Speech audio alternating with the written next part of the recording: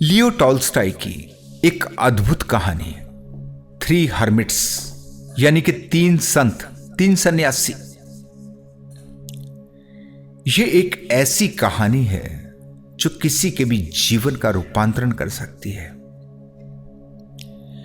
एक पहाड़ी के नीचे, एक झील के किनारे तीन साधारण से लगने वाले व्यक्ति आकर रुके। इतनी शांति वहां फैली थी कि वो वहीं रहने लगे। वहीं बैठकर वो ध्यान करते, प्रार्थना करते। दिखते थे एकदम साधारण किसान जैसे, लेकिन उनकी आंखों की शांति ऐसी जैसी इस संसार में कहीं दिखाई नहीं पड़ती। जो उनकी आंखों को देखता वो खींचा चला आता। उनके पास जो भी आता वो उनकी शांति और आनंद में डूब जाता। झील के पार दूसरी तरफ एक चर्च था, लेकिन लोगों ने चर्च में जाना बंद कर दिया। उन तीनों की प्रसिद्धि फैलने लगी। लोग चर्च को छोड़कर उनके पास जाने लगे, उनके पास बैठने लगे और उन्हें संत समझने लगे। चर्च का पादरी परेशान। इन धर्म की दुकानों में अगर लोग आना बंद कर दें तो पंडे पुजारियों का परेशान हो जाना स्वाभाविक है। इनको लगता है कि इनका शिकंजा छूट गया। ग्राहक ही आना बंद कर दें तो दुकान किस काम की। लोग नाव पर सवार होकर झील के दूसरे किनारे पहुंचने लगे। इधर चर्च का पादरी परेशान होकर सोचने लगा कि क्या किया जाए, कैसे लोगों को चर्च में वापस बुलाया जाए। जब कुछ नहीं हो पाया तो उसने वहां के एक बड़े पोप को फोन किया। पोप वो होता है जिसके अधिकार में बहुत सारे चर्च होते हैं। पोप को जीसस का प्रतिनिधि माना जाता है। पोप को बताया कि चर्च वीरान हो गया। अब यहां के लोग चर्च में नहीं आते। झील के दूसरी पार न जाने कौन से संत आकर रुके, सब वहीं जाते। आप कुछ करें, नहीं तो यह चर्च ही बंद हो जाएगा। पोप ने कहा कि तुम चिंता मत करो, ये कहां के संत, ये तो कोई बहरूपीय होंगे, क्योंकि संत तो वही हो सकता है जिसे चर्च से प्रमाण पत्र मिला हो। मैं आता हूं और खदेड़ दूंगा इनको, तुम शांत रहो। पोप ने अपनी प्रभावशाली पोशाक पहनी, अपने तगमे शगमे लगाए, हाथ में सोने की मूठ वाली छड़ी को पकड़ा, आईने के सामने अपने को निहारा ताकि उसकी चमक दमक से ही इन तीनों को डराया जा सके और इन पर रोब गालिब किया जा सके। जो भीतर से भरा है उसे बाहर की चमक दमक की आवश्यकता नहीं। उसे फर्क नहीं पड़ता कि उसने क्या पहना है, कैसा दिखता है, लेकिन जो भीतर से खाली है, थोथा चना बाजे घना, जिसके भीतर अहंकार का अंधेरा है, जो अज्ञानी है, उसे अपना ज्ञान दिखाने के लिए बहुत तामझाम करने पड़ते हैं। देखते हो अपने तथाकथित साधु संतों को, कितना आडंबर ये करते हैं। कैसे वस्त्र पहनने हैं, कैसा टीका लगाना है, कैसी जटाएं, कैसी दाढ़ी, सारा ध्यान शरीर पर ही है। लेकिन संत तो वही हो सकता है जिसका शरीर मिट गया, जिसने आत्मा को जान लिया। अब आत्मा पर कैसे तिलक लगाओगे? आत्मा के कैसे वस्त्र, कैसी दाढ़ी और कैसी जटाएं? तो पोप सज धज कर तैयार होकर पहुंचा और एक नाव पर सवार होकर झील के पार दूसरे किनारे पहुंच गया। उन तीनों को देखा। अरे ये तो एकदम साधारण है, ये कहां के संत? इनको तो मैं 1 मिनट में सीधा कर दूंगा। और वो तीनों तो बेचारे पोप को देखकर डर गए, हाथ जोड़कर खड़े हो गए। पोप ने चिल्लाकर पूछा, तुम तीनों को संत किसने बनाया? वो तीनों एक दूसरे का मुंह ताकने लगे, फिर बोले कि किसी ने नहीं। हम लोग तो कभी अपने को संत मानते ही नहीं, हम तो एकदम साधारण मनुष्य हैं और कुछ भी नहीं। अच्छा, तो फिर तुम लोगों को देखने के लिए इतने सारे लोग क्यों आ रहे हैं? वो बोले, ये तो आप उन्हीं लोगों से पूछिए, बल्कि हम तो कहते हैं कि आप इन्हें अपने साथ ले जाएं। इनके शोरगुल के कारण तो हमारी प्रार्थना में भी रुकावट आती है। प्रार्थना? कैसी प्रार्थना? क्या तुम्हें चर्च की आधिकारिक प्रार्थना आती है?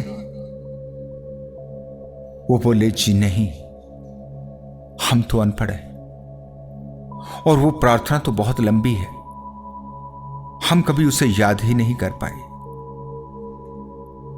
फिर तुम कौन सी प्रार्थना करते हो? अब वो तीनों फिर से एक दूसरे का मुंह ताकने लगे, एक दूसरे को कहने लगे कि तुम बता दो। किसी के मुंह से बोल नहीं फूट रहा। एक दूसरे को कह रहा है कि तुम ही बता दो, मैं क्या बताऊं।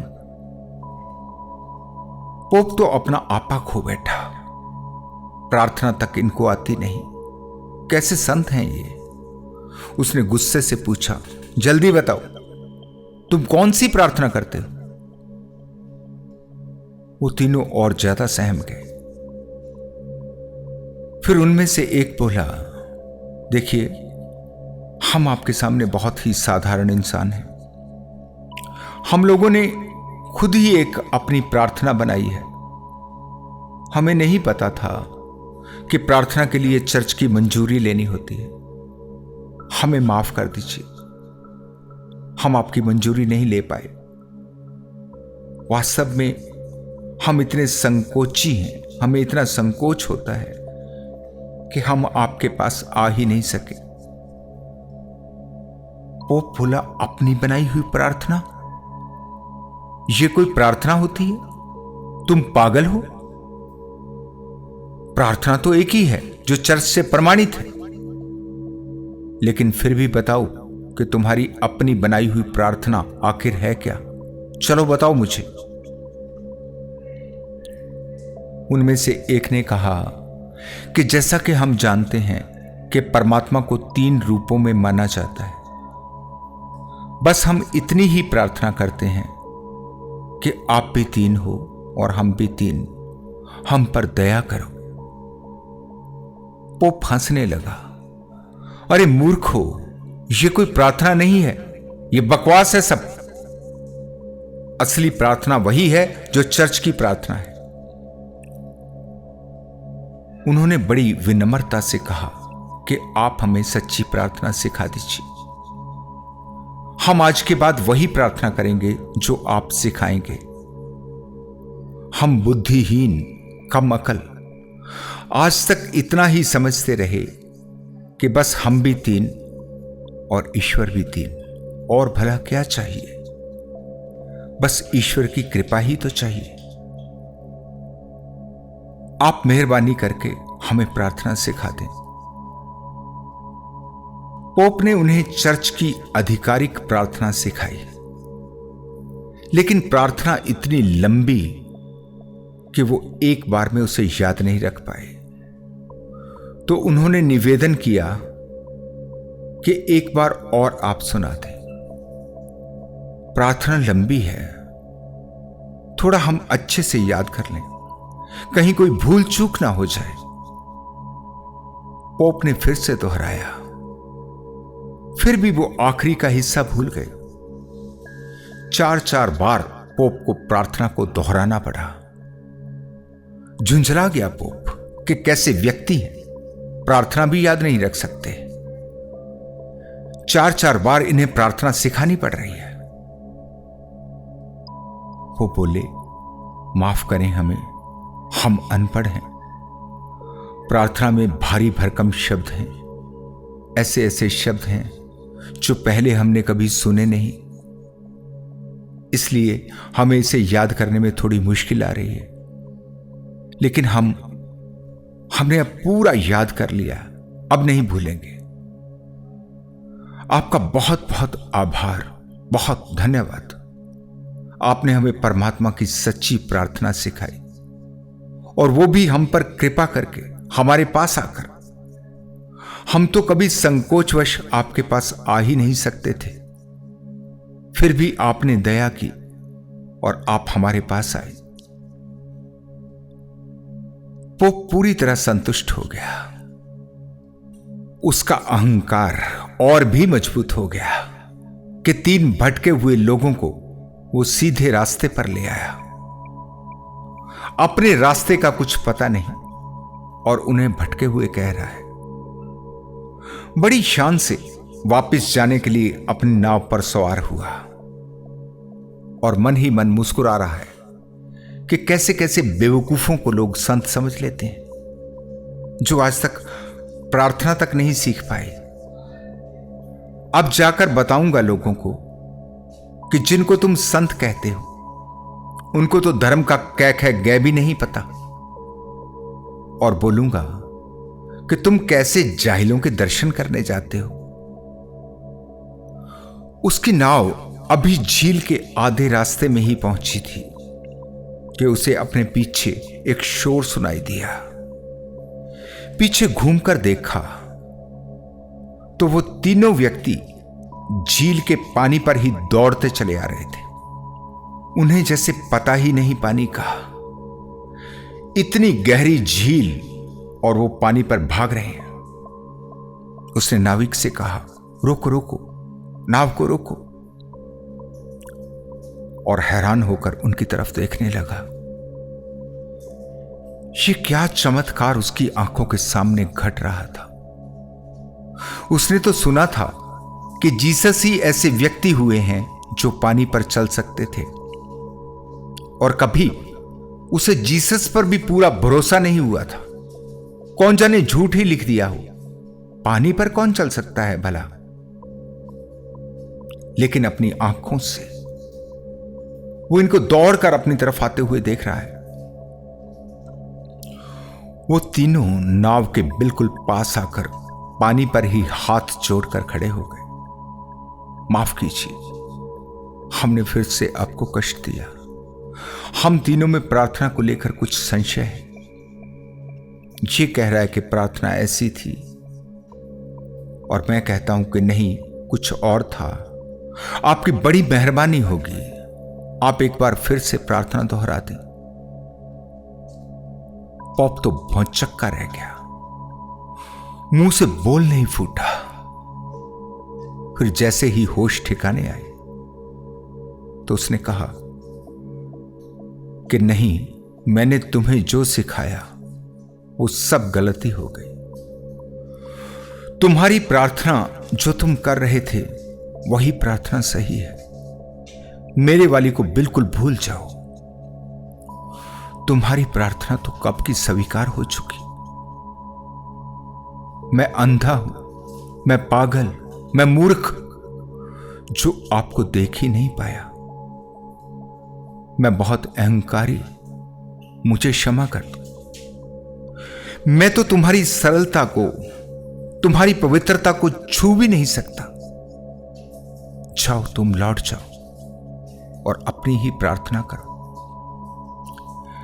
लेकिन वो तो तीनों अड़ गए कि बड़ी मुश्किल से तो असली प्रार्थना सीखने को मिली। आप कृपया हमें एक बार फिर से दोहरा दें। हम यही प्रार्थना करेंगे जो सभी लोग करते हैं, जो चर्च की सच्ची प्रार्थना है। पोप ने कहा, नहीं भाइयों, मैं स्वयं सारी जिंदगी अपनी प्रार्थना को पढ़ता रहा, लेकिन ईश्वर ने मेरी प्रार्थना को कभी नहीं सुना। तुम्हारी प्रार्थना संपूर्ण है, तुम्हें कुछ भी सीखने की जरूरत नहीं। प्रार्थना है संपूर्ण अस्तित्व के सामने झुक जाना। प्रार्थना का अर्थ है समग्र समर्पण, एक ऐसा भाव कि अब मैं कुछ नहीं चाहता, अब तो तुम्हें ही पता है कि क्या करना है, अब तो तुम ही जानते हो क्या सही है और क्या गलत। किसी परमात्मा की, किसी ईश्वर, अल्लाह, वाहिगुरु या गॉड की जरूरत नहीं। प्रार्थना है झुकने की कला। कोई फर्क नहीं पड़ता कि आप किसके सामने झुक रहे हैं, इंसान है, पशु है, पक्षी है, पेड़ है, पहाड़ है, उसका तो अर्थ ही नहीं। अर्थ है कि आपको झुकना आ जाए।